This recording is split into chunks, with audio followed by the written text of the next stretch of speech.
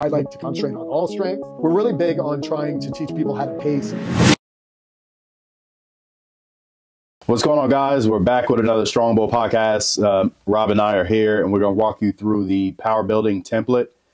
We have a handful on there. I think we have, 7 total templates? I think it's 6 or 7. But we want to make sure you guys have a solid understanding on what we're doing, why we're doing it, why we laid it out certain ways and whatnot. So I'm going to let Rob go through the power building template and just explain all that stuff. So on the power building template, this is one of my personal favorite that I always get to do on there. And with these templates, we've had a lot of people go through these. So we've seen the benefits over time. So it's our version of power building, which is basically hypertrophy bodybuilding with powerlifting in there. But this is more of, not to be cliche, but a little more of the functional version of it. Mm-hmm. So the way I write programming, I always look at is that what is the most ideal environment for people to get better at the moves, be able to concentrate on those moves and be able to get stronger and really understand what they're doing. And I try to put people in that environment as much as I can. And so when you see us write it, and we have it specifically laid out, you'll see a Monday, Wednesday, and Friday laid out as just straightforward strength days. And when we take a look at it, and the reason why I do that and I don't have strength and then Metcon is, one, I'm trying to program within an hour, no longer than that. 2 is when you mix those together, not that it can't be done, but there needs to be more time in between.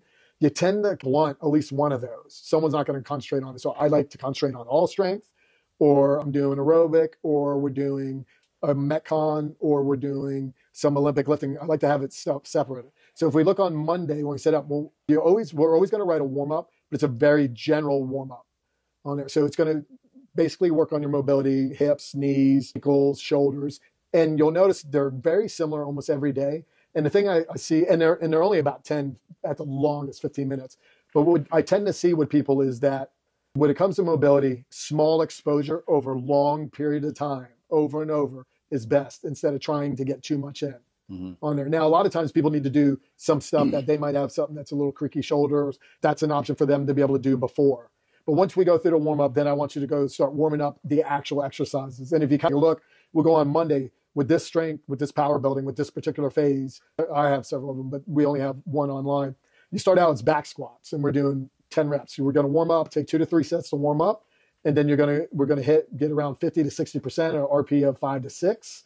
And you're going to go ahead and you're going to do it. The 3 sets, you'll do 1 set, and we want you to rest a minimum of 2 to 3 minutes. Not cut that down. That's actual strength training. At least rest 2 to 3 minutes, especially if you're at the right percentages. Then once you get done with A, then you're going to move to B. So now basically it's 2 to 3 sets. And it's very, like, I do a lot of classic, either horizontal pulling or pressing, or we're doing the same thing as far as it goes with the pressing and pulling, all of it, like a pull press. So it has 10 strict pull-ups, prone grip right outside your shoulders. There's going to be 5 each side, single arm, standing kettlebell press on a rest of at least 2 minutes. And we always have a minimum rest, but I don't mind if people take longer on there. So when I look at things, I'm always looking at what are the fundamental movements. You got your pressing, your pulling, which is horizontal, vertical. You have your squatting. Then you have your lunging, which some people call it a single leg squat, but I use it as a different category, forward and back in different angles. Then you have your carrying and you have your hinging. And I'm always going to try to put people and work those all the time in an ideal environment for them to get stronger. And then sometimes I'm going to test it. So that's just a classic right there. It's an A and B. If you do it right, that's going to take up your whole hour. And then it's going to be a really good workout. Right. Then we have Tuesday, we're going to get into, now we have aerobic, and I'm calling it aerobic speed training. But now I'm separating. I worked on a strength system. Now I'm trying to work on an aerobic system. And you see it's going to be 3 sets of basically an interval, but it's going to start out, you got 1,000-meter biker, 500-meter row, and 300-meter ski. Now we're looking for you to be at an RPE of around 6 to 7, but we want it to be able to be repeat. But the most important thing on there is that I have rest of 5 to 6 minutes, because I'm looking for you to get almost to complete recovery and be able to go through and hit the same effort and pace again. We're really big on trying to teach people how to pace and be very aware of what they're doing. That's really important. A lot of people just go and they get on something and just work out, and they don't even understand what they're really doing. So then we'll run into Wednesday, and then on Wednesday we squatted. So that was our squatting pattern on Monday. Wednesday, we're starting out with our hinge pattern, and we have the classic barbell deadlift. And I always put that they could substitute with a hex bar, because the barbell does bother people sometimes. And I've heard a couple of people, it's not a replacement. It's not. They're different movements, even though you can angle it to be pretty close to the same. But there's people that just mechanically, legs are long, arms are short. The barbell will bother them. So I don't have any problem. I'm more of a movement pattern person than I am a particular exercise. I don't really worry about the exercise as long as they're working a movement pattern. So even if any of the options we put on there they didn't want to do, a dumbbell hinge pattern, any hinge pattern would work. So it's the same thing. You're going to work your way up to around 65%. It's going to be 3 to 4 sets. Make sure the minimum rest is 2 to 3 minutes between. And you're going to move on. And then we're going to go to B, 3 sets. It's going to be 5 dumbbell seal rows, which seal rows to me, that horizontal row is one of the most important row. And it's a chest supported row, which is really important because when you're working and you're squatting, you're using your lower back a lot. And I'm really careful about trying to have people not overuse that lower back. I want to manage what people are doing. And in our templates, I really manage the volume and what's getting taxed. And I think that's a big mistake I see in programming is the muscle groups get taxed way too much when it comes to that. Then that's going to be with a push-up version. It's called a myostatic push-up, which is a stretch. So you got your pull and you got your push. So now we're working a horizontal pull and push. Okay, so now we're covering everything. So same thing, rest 1-2 minutes is the minimum. Now we're going to go to Thursday. It's in our chaotic capacity in there. And it's more of, I'm trying to keep us at certain zones and more recovery work more than anything else. I don't want to tax anything that we've already worked. And the biggest thing is like, I'm trying not, when I look at it, the strength, when we write templates, strength is number one. So Monday, Wednesday, and Friday, that's the number one thing that is written in. Then you have your conditioning, and then I have my Metcon.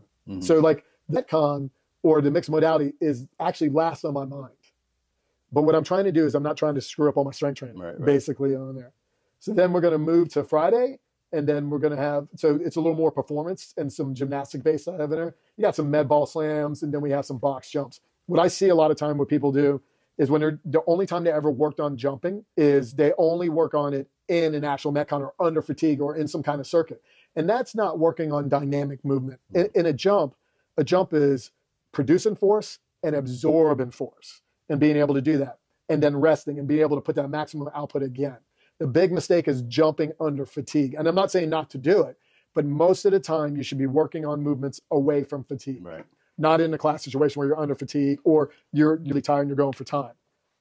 And I think a lot of people, they think that I say not to do it, but that's not true. I'm not saying not to do it. It's just most of it needs to be worked on. Then we have basically a gymnastic complex, and it's a toes to bar complex. It's a bottom half, a toes to bar, and then you work into an eccentric lowering down, and then you go into parallel shoot throughs, which is going to work that midline a little more to be able to get used to. And then you finish off with a hollow hold. So it's sort of kind of gymnastic base training on there. So that's going all the way through Friday. And then Saturday we go to, and if you can see it, now we're doing our tests. We're actually doing the Metcon in there. And it's going to be for time. I do like to still do things for time. Not everybody is big on it, but I do believe in it. And it still brings a lot. But you'll notice that's the only workout we really had for time. So what it does is instead of doing a Metcon every day, it is just making it special. Right. So at the end, everyone's looking forward to do this at the end of the week. Training for the test. 100%. People kill me. I know. Every day is like, why? Yeah, when you do them every day, there's so much that happens with it, like the breakdown. But to be honest, there's no need to do it every day because you really want to focus on getting stronger body and movement. So I mean, really argue that that's not the most ideal environment to try to get better in movements. Not that I have a problem with that environment, but every day is not going to be ideal. No. You see like that Monday to the Saturday, all the variation that you do, like it's structured like cell. So preventing injuries, building the right way, mobility, like just laid the right way. So you're not taxing, muscle group too much, not testing on Saturday. Well, and so when we go to Saturday, we're going to dive into that a little more. Then what we have on our rope climb, there's substitutes where you can do a whole bunch of different ones, and then 3 clean and jerks. And you're going to move through that to warm up. And then we have our standard warm up that you see. You're going to recognize getting used to doing it. And then we have the 4 rounds. It's each one is 4 times. 2 rope climbs or the substitutes. 8 pull-ups. They're straight. I like to do a lot of pull-ups. Not that I have a problem with not all the time under fatigue. And then 12 clean and jerks.